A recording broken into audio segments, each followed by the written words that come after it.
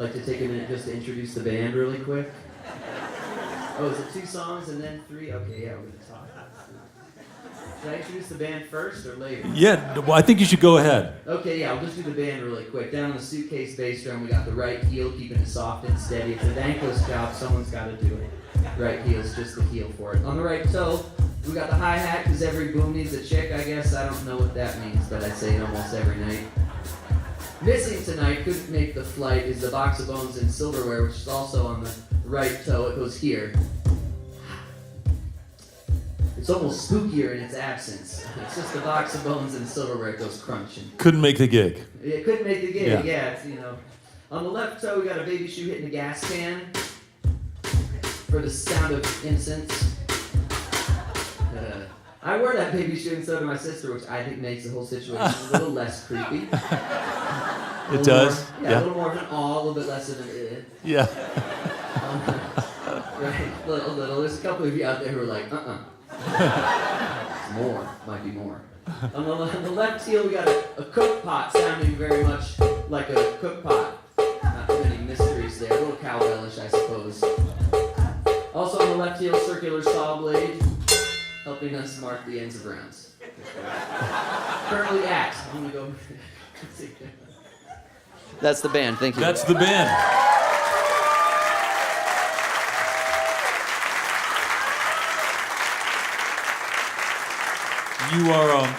You're omitting at least three elements that you didn't introduce. Oh yeah. One is that funky guitar. I don't know what it is, but it looks cool. Is it an old Stella or something? What is it? Yeah, I pulled it out of a dumpster. It was filled with mold, which is never. I mean, you shouldn't put a guitar in a dumpster. Let's be real. Well, it's a creepy thing to do. If it's filled with mold, it's debatable whether. White vinegar beats mold every time. Okay, all you know. right. So yeah, I found out recently actually what it was. The only marking on it was a little sticker that said "Made in Japan," and it was a Kingston, which Tysko made. Oh, okay. So it's sort of like the low-level mail-order guitar from the '60s. One of the other members of the band that you didn't introduce is the wild and crazy Tuvan throat singing whistling that you do that I don't understand. Yeah, I swallowed a penny whistle as a child. No. And they said you'd just leave it in. Let's hear what that is a little bit. Yeah, so basically I came across it with a full disclosure is that I took a South Indian cooking class when I was in college to try to make myself a better human. I didn't become a good cook. Anyway, I learned some syllables that had retroflexed syllables, what I guess linguists would call retroflexed R's and D's. So if you say the letter R with the tip of your tongue on the roof of your mouth, feel free to try that. Yeah, yeah. Then you just I do it in the car for 5 years. Is sort of how that's how I figured it out. But I was messing around with trying out new mouth shapes in the car like you do, and came across this. So, what do you do in the car? Yeah. Well, the rest of the band isn't very talkative, I could tell. Yeah, they're quiet. The dogs pipe up once in a while, but. So there you are. So there I am. Yeah, I'm humming a note. I think my car is broken because it's one of these sounds that happens outside of your body, so it doesn't resonate. When you're singing a note, you're like, I know I'm singing a note because I can feel it here, here, here. I'm pointing to myself, radio people, different parts of my body, just so you know. And this sort of overtone thing, it happens outside of you. So when you're doing it, it's sort of hard to know that you're doing it. But basically, you're humming a note. You're making this sort of shape with your tongue, and then the note you're humming gets broken up into the harmonic sequence. I sort of liken it to the sonic equivalent of light through a prism. The note you're humming is the white light. Your tongue is the prism. I guess that's gross. This is getting a little weird. Yeah. Let me try another way of describing it. Have you ever taken those plastic hoses and spun them around, and if you spin it a little bit, it makes a sound, and then if you spin it faster, it makes a different sound? It's the air and the harmonic, as you say, the harmonic frequencies.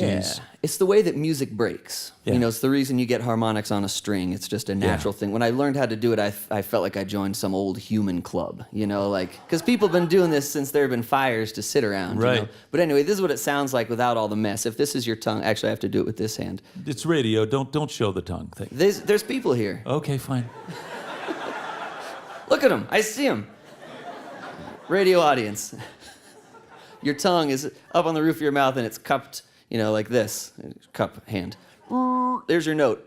Here's your tongue.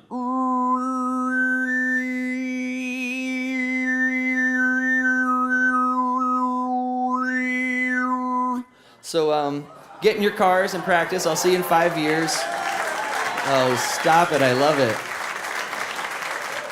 Yeah, so but it wasn't, let it be known, it wasn't like I got struck by lightning and I could do this. In the beginning, it was like, it sounded so bad for so long. And if you're going to take it up, I just recommend that you don't practice around other people. Yeah. They don't like it. But you can do a full sort of melodic solo now. You have that level of control. Yeah, it sort of stands in for a harmonica or something like that, a sort of solo instrument. That's so wild. Yeah, so wild. It's fun.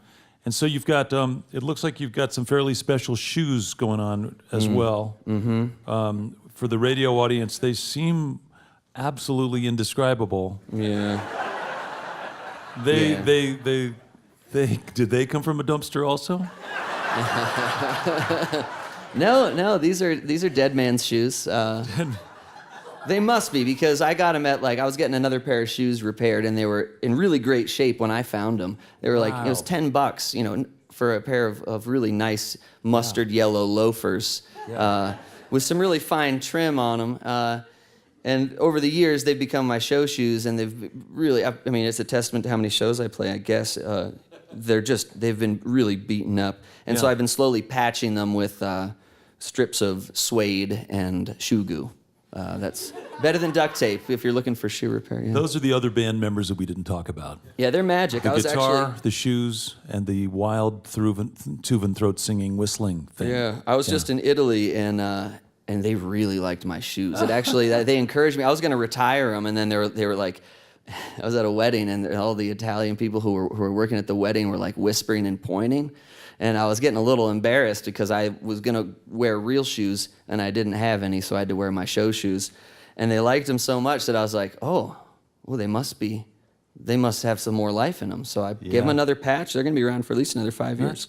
That's good. Well, it's a cool... Look at this. Isn't this beautiful?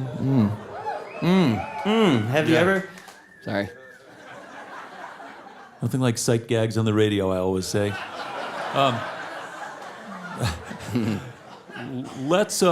Let's talk a little bit about the evolution of your band and the various sounds you can make.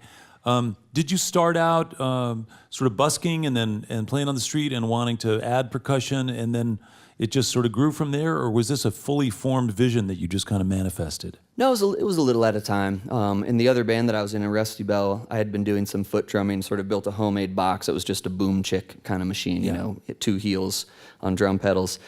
And then, I found that guitar and started pulling songs out of it, and it's, it doesn't sound good in standard tuning. It only sounds good in open C, so I let it live there and started, developing this sound. And I'm a tinkerer and builder of things, and so I started building some foot drums, and one thing led to another. I was one of the principles I was working off of was like, if there's a part of my body that's moving, let's get some sound out of it. And it became sort of a bit of a challenge. How loud can I be? And I certainly cut my teeth busking in certain towns. It's really good. So I go down to New Orleans for a week every year and live it up. And is that and it must be it's so real. Busking is kind of like hitchhiking or something, where it's the energy you put out is what you're going to get back. And if you're in the zone, if you're putting it out and people connect, then not unlike what Chad was talking about when he's making music in real time with those kids. This is the thing you got to be on. Oh yeah, it's to busk.